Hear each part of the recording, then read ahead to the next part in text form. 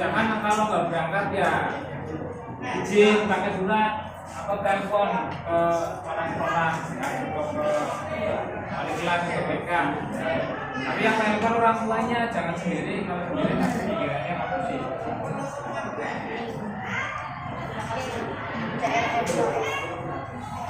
Oke, kemarin kita sudah belajar tentang muatan listrik ya. Muatan listrik.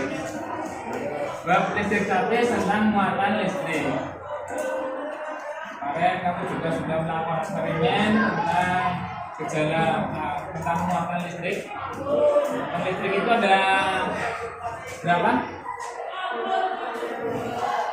Ada 3 ya. Muatan listrik positif disebut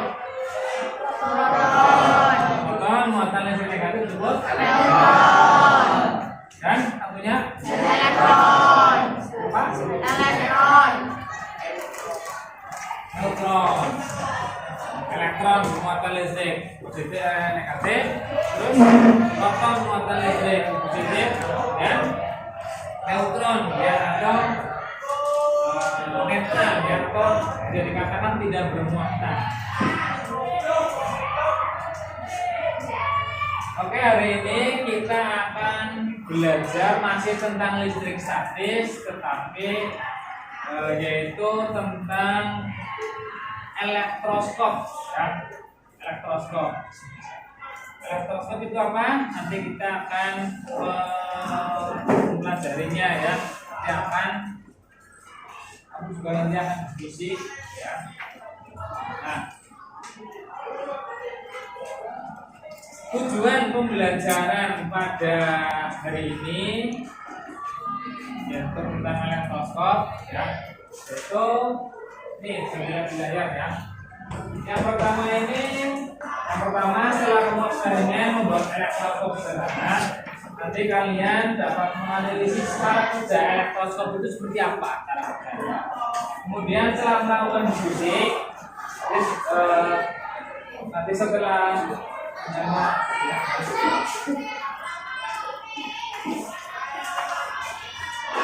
kamu eksperimen, kamu diskusi bagaimana cara kerja elektroskop. Nanti kamu juga akan menguji bagaimana cara kerjanya dengan cara menggunakan bahan ya. Nanti saya bagikan lembar kerja, nanti kamu diskusi ya, praktikum, nanti dicatat di dalam LKPD tersebut ya.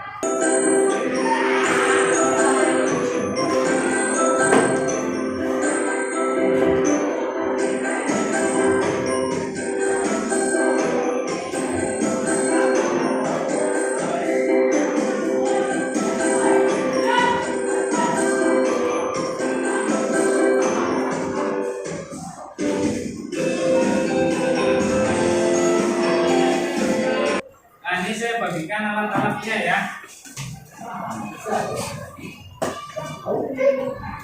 Ini untuk kelompok 1 alatnya ya.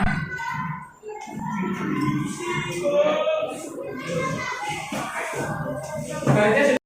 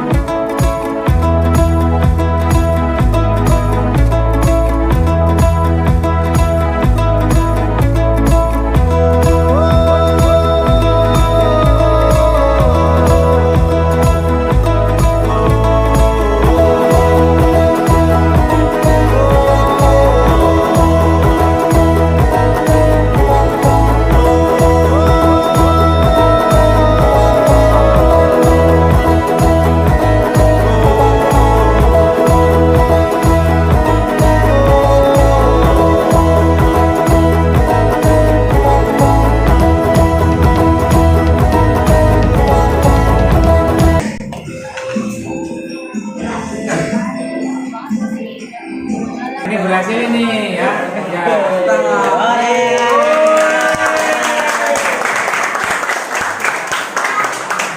Guys, semuanya perhatikan. Kalian sudah melakukan eksperimen, ya. Bedanya apa? Kamu juga sudah mengerjakan LKPD.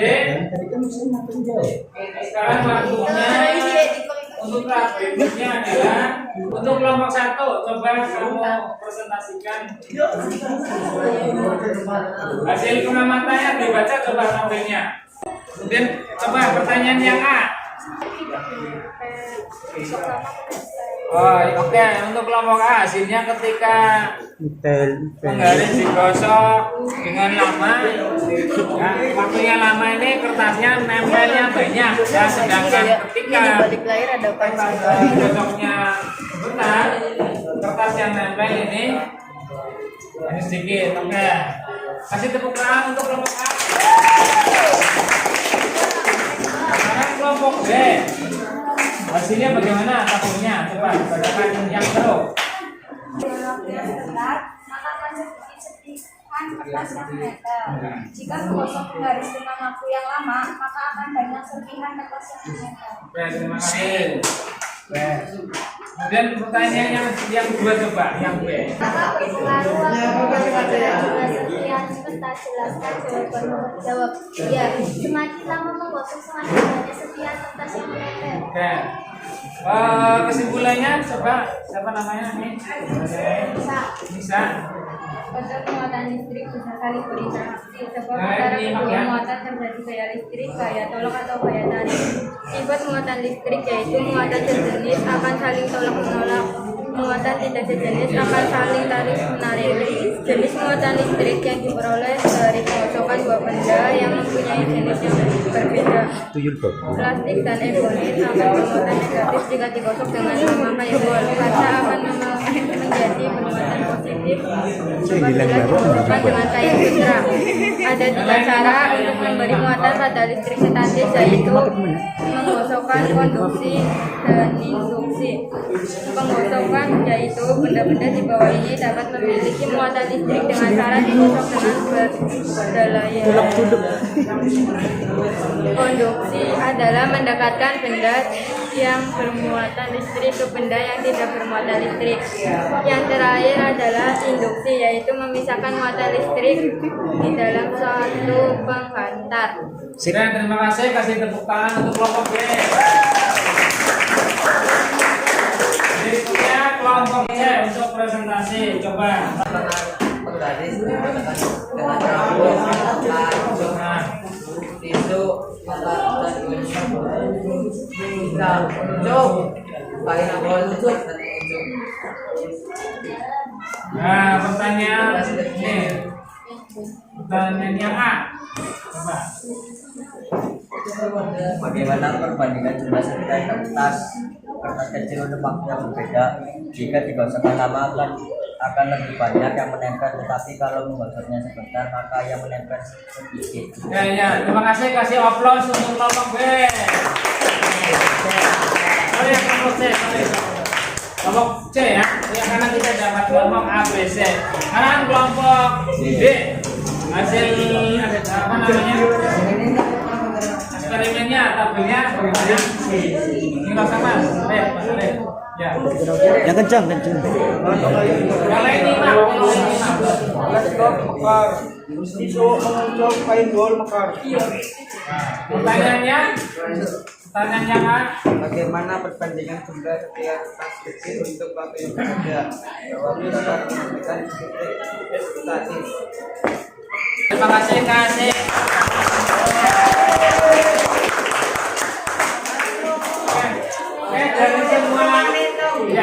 Dari semua kegiatan yang sudah kamu lakukan, ya ternyata kalian saya katakan sudah berhasil membuat alat untuk mendeteksi listrik statis ya, yang namanya elektroskop. Yang bisa saya simpulkan adalah bahwa pada muatan listrik ini bisa berinteraksi. Berinteraksi ini artinya adanya hubungan timbal balik ya. antara kedua muatan, yaitu terjadi bisa terjadi gaya tolak menolak, bisa juga terjadi gaya tarik menarik. Ketika terjadi gaya tolak menolak, ini ketika muatannya sejenis, sedangkan ketika tarik menarik ini ketika muatannya tidak sejenis. Ya. Kemudian jenis muatan listrik yang diperoleh dari penggosokan dua benda yang punya jenis berbeda ini bisa dengan cara menggosok dengan kain bol, juga bisa dengan partikel komponen ya. Kemudian ada 3 cara memberikan muatan pada listrik statis, yang pertama dengan penggosokan, dengan konduksi, dan yang ketiga dengan induksi. Ya, perhatikan.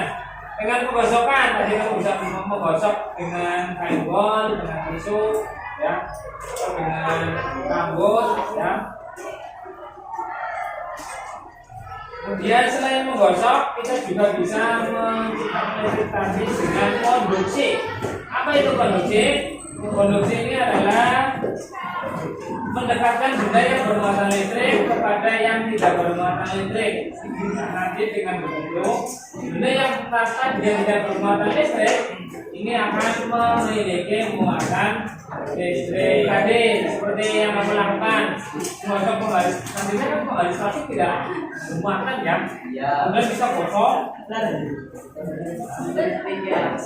dideteksi dengan daun elektrostok ini bisa mengembang. Jadi penggaris plastik menghasilkan muatan listrik. Kemudian yang kedua adalah yang ketiga dengan induksi ya.